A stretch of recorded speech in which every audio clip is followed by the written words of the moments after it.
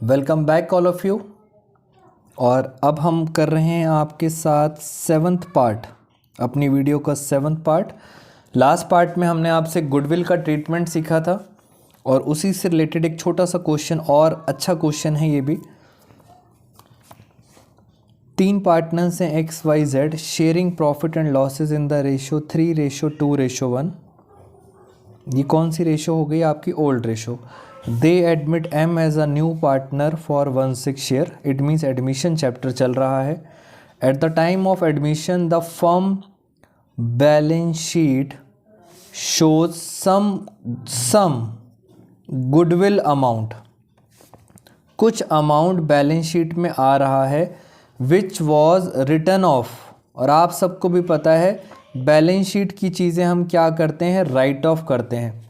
जल्दी से बताओ, बैलेंस शीट की चीज़ हम राइट ऑफ करते हैं कौन सी रेशो में?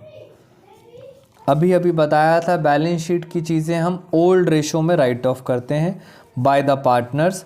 और आगे लिखा है Y capital account was debited with 21,000। Y का अमाउंट है 21,000। आपको बतानी है टोटल गुडविल कितनी है। टोटल गुडविल कितनी है? इट मीन्स क्वेश्चन में, अगर मैं आपको क्वेश्चन को सिंपल वर्ड्स में बताऊं तो वो आपसे ये पूछ रहे हैं बैलेंस शीट के अंदर हमारी गुडविल कितनी है। ये वाली साइड होती है डेबिट। ये पूछ रहे हैं आपसे कि बैलेंस शीट में गुडविल कितने की है। और आपको पता है इस गुडविल को हम क्या करते हैं? ख़त्म करते हैं कौन सी रेशो में? ओल्ड रेशो में। तो ज़रा ध्यान से देखें एक बारी। XYZ इनकी ओल्ड रेशो है 3:2:1। Y का कैपिटल डेबिट हुआ है, यानी Y का कैपिटल जो है उसका अमाउंट दिया है 21,000। ये Y का शेयर है। Y capital account debit, Y का शेयर है 21,000। अब तो हमें यूनिटरी मेथड लगाना है। अगर 2 टॉफ़ी 21,000 की हैं, 2 टॉफ़ी अगर 21,000 की हैं, मैं यहाँ पे आपको करके दिखाता हूँ। अगर 21,000 की 2 टॉफ़ी हैं तो एक टॉफ़ी कितने की हुई? एक टॉफ़ी हुई 10,500 की। इट मीन्स Z का शेयर कितना आएगा? 10,500 एक टॉफ़ी। तो 3 टॉफ़ी कितने की होंगी? एक टॉफ़ी 10,500 की है तो 3 टॉफ़ी कितने की होंगी? 3 टॉफ़ी हो गई 30,000, 31,500। तो X का शेयर आएगा 31,500। मगर क्वेश्चन में पूछा क्या था? Total goodwill. इन तीनों को क्या करेंगे? प्लस। तो फाइनली आ जाएगी टोटल गुडविल। तो ज़रा प्लस कर लेते हैं। 31,500 प्लस 21,000 प्लस 10,500। तो फाइनली जो आपकी गुडविल आएगी वो गुडविल आ रही है आपकी बैलेंस शीट के अंदर 63,000। Correct answer is a. तो दोस्तों, घुमा के इनडायरेक्ट क्वेश्चन पूछता है CBSE। आपको बस कॉन्सेप्ट्स पता होने चाहिए कि बैलेंस शीट ओल्ड रेशो में डिवाइड करते हैं। और अब चलते हैं कुछ पार्टनरशिप डीड के बारे में बात करते हैं। पार्टनर्स के बीच में पार्टनरशिप डीड होती है जिसको आप बच्चे बोलते हैं रिटर्न एग्रीमेंट।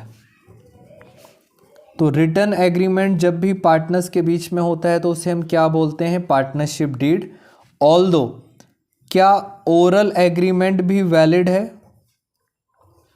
क्या ओरल एग्रीमेंट भी वैलिड है? So answer is yes, oral agreement भी वैलिड है। बट रिटर्न एग्रीमेंट को हम क्या बोलते हैं? Partnership deed. जो भी इस डीड में लिख दिया, जो भी इस डीड में लिख दिया वो सर माथे। बट अगर इस डीड में लिखना भूल गए, एब्सेंस ऑफ पार्टनरशिप डीड, अगर दोस्तों डीड में कुछ लिखना भूल गए तो आपको रूल्स फॉलो करने पड़ते हैं। रूल्स या प्रोविजंस फॉलो करने पड़ते हैं which is mentioned in Indian partnership act. Indian partnership act. 1932। अगर आप लिखना भूल गए तो आपको पार्टनरशिप एक्ट के रूल्स फॉलो करने पड़ते हैं, और उनका एक सबसे इम्पॉर्टेंट रूल सब बच्चों को पता है, अगर रेशो नहीं गिवन होती तो इक्वली लेते हैं। पहला रूल ये है। दूसरा रूल है इंटरेस्ट ऑन पार्टनर लोन। ये दूसरा रूल है। इंटरेस्ट ऑन पार्टनर लोन दिया जाता है 6% पर एनम। उसके बाद और भी कुछ रूल्स लिखे हैं। लिखा है no IOC, interest on capital नहीं मिलेगा, इंटरेस्ट ऑन ड्राइंग्स नहीं लिया जाएगा, कुछ नहीं मिलेगा। अगर डीड में नहीं लिखा तो कुछ नहीं मिलेगा। सैलरी, कमीशन कुछ नहीं मिलेगा।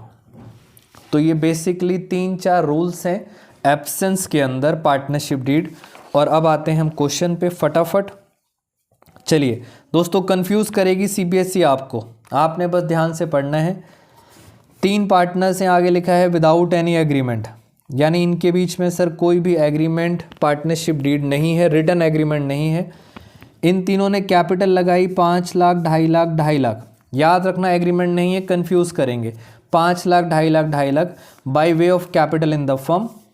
ए was enable to work for 6 months। A ने 6 महीने काम ही नहीं करा ड्यू टू इलनेस। ए को कोविड हो गया था, इसलिए उसने 6 महीने की छुट्टी ले ली। ये सिर्फ कंफ्यूज कर रहे हैं आपको। At the end of the year firm ने प्रॉफिट कमाया 1,20,000। दोस्तों कैपिटल देके बीमार हो गया 6 महीने, ये सब कंफ्यूज कर रहे हैं। आपको बस इतना पता होना चाहिए, अगर पार्टनरशिप डीड नहीं है तो प्रॉफिट को तीनों पार्टनर्स में कुछ भी हो जाए, प्रॉफिट को तीनों पार्टनर्स में हम इक्वली डिस्ट्रीब्यूट करेंगे। 6 months बीमार हो या ना हो, काम करे या ना करे, इक्वली विदाउट एनी एग्रीमेंट। तो this is called partnership deed. तो 1,20,000 है, आपको बताना है ए का शेयर। ए का शेयर होगा 1/3। So correct answer is 40,000। तो सारी बातें आपको कंफ्यूज कर रहे हैं इस तरह से, आपको विदाउट एनी एग्रीमेंट। दोबारा से सीबीएसई ने कोशिश किया कंफ्यूज करने का। मोहित और रोहित 2 पार्टनर्स हैं, उनकी कैपिटल्स हैं 80,000 और 40,000। कैपिटल से हमें कोई मतलब नहीं, अगर रेशो नहीं गिवन तो रेशो हम क्या मानेंगे, इक्वली। और ऑलमोस्ट बच्चों ने कैपिटल रेशो निकाल दिया था, जो है गलत। रेशो है इक्वली, कुछ नहीं लिखा।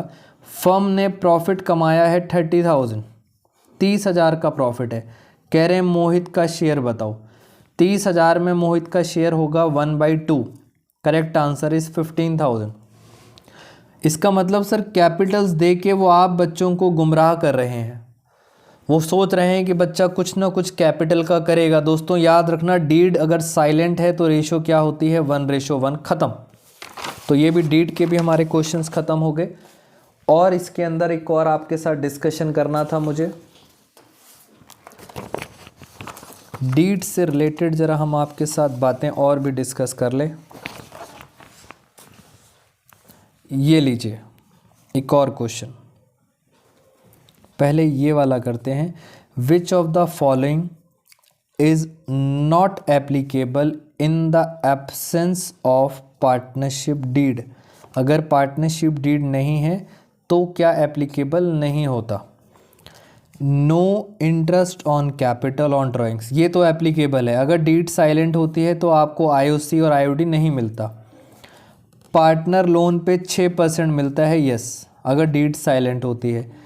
No salary remuneration to partners, ये सब कुछ सही है। जो प्रॉफिट होता है वो profit are shared in capital ratio, ये गलत है। प्रॉफिट हम किस रेशो में बांटते हैं, इक्वली। अगर डीड होती है साइलेंट तो उन्होंने यही पूछा है, not applicable. It means correct answer is D. अब आगे चलते हैं, छोटे छोटे क्वेश्चन हैं, थोड़ा सा स्पीड बढ़ा लेते हैं। दोस्तों एक और बड़ी प्रॉब्लम आती है बच्चों को चार्ज और एप्रोप्रिएशन के अंदर। चार्ज और एप्रोप्रिएशन क्या होता है, और इसका क्वेश्चन कंफर्म आएगा ही आएगा।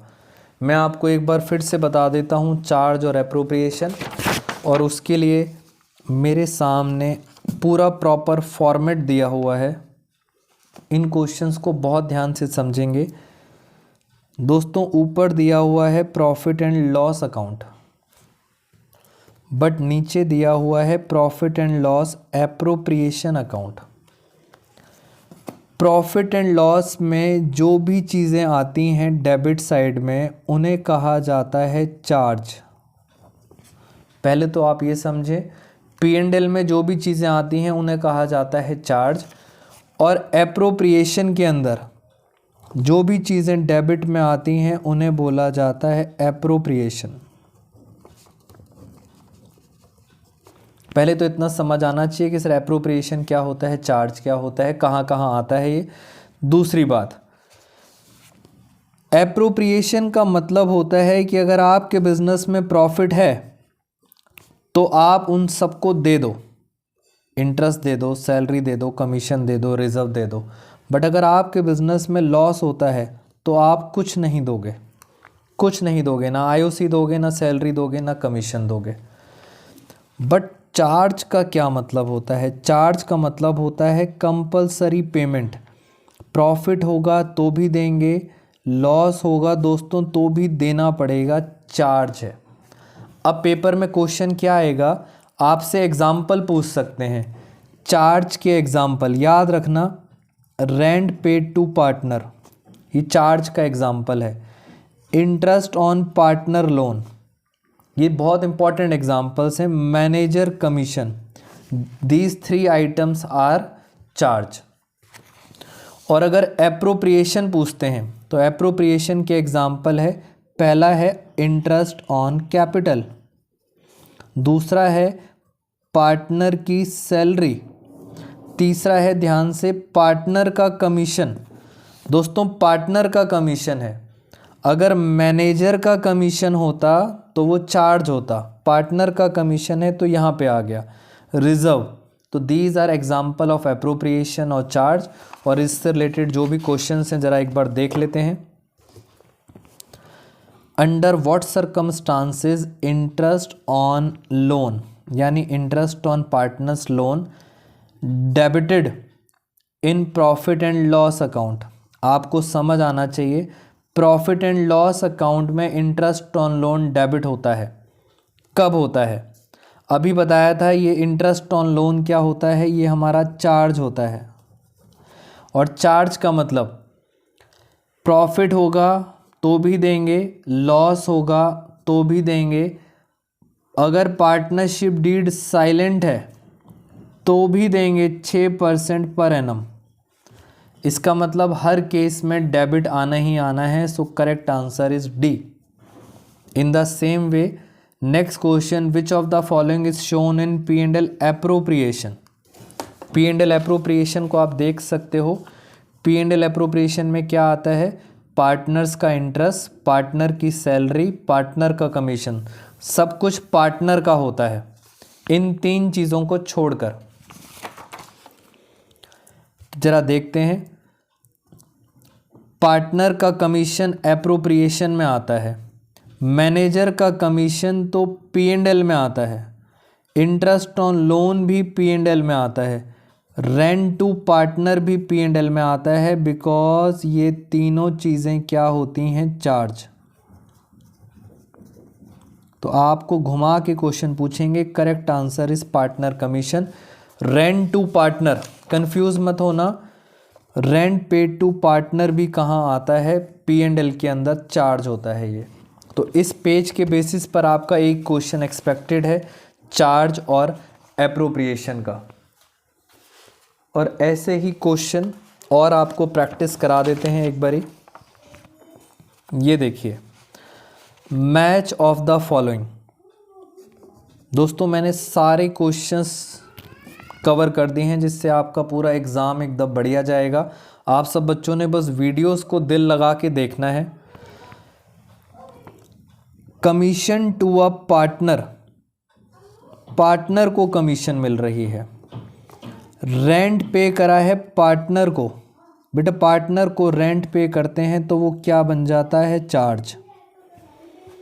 और पार्टनर को, अगर हम पार्टनर को कमीशन देते हैं तो वो क्या बन जाता है, appropriation. Interest on drawings when capitals are fix, जब कैपिटल फिक्स्ड होती हैं तो ये कहाँ जाता है, करंट अकाउंट में। जब भी कैपिटल फिक्स्ड होती हैं तो ये कहाँ चला जाता है, करंट अकाउंट में। और assets taken over by partner, partner asset ले गया, इसे बोलते हैं ड्राइंग्स, इसे बोलते हैं ड्राइंग्स। तो करेक्ट आंसर क्या हुआ, फर्स्ट का डी, सेकंड का सी, थर्ड का ए और फोर्थ का बी। तो करेक्ट आंसर हो गया बी। तो किसी तरह से भी क्वेश्चन आ सकता है। तो ये मैंने आपके साथ चार्ज और एप्रोप्रिएशन भी डिस्कस कर लिया। अब नेक्स्ट वीडियो में मिलेंगे दोस्तों फिर एक छोटा सा पार्टनरशिप कॉन्सेप्ट, और उसके बाद जल्दी जल्दी हम आएंगे रीवैल्यूएशन पे और फिर हम चलेंगे शेयर्स पर। Thank you so much all of you.